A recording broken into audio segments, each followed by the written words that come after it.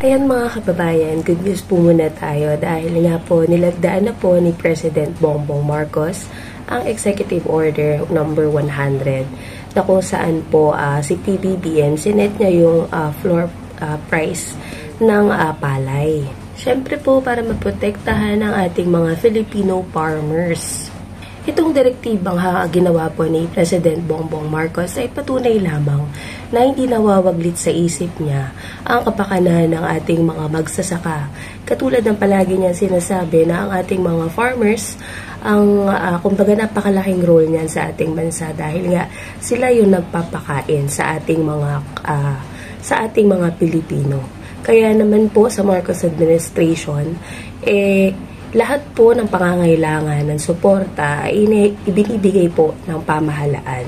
Iuna itong executive order na itinakda ni President Bongbong Marcos, mas marami pong mga farmers natin ang makikinabang.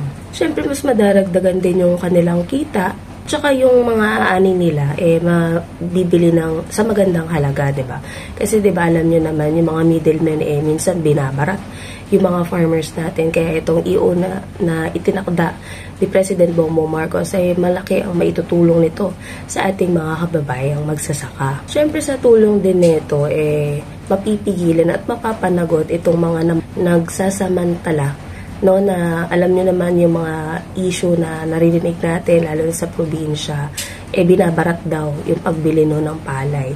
So itong EO 100 na ito, malaking maitutulong nito sa ating mga farmers, mas lalaki yung kikitain nila, no?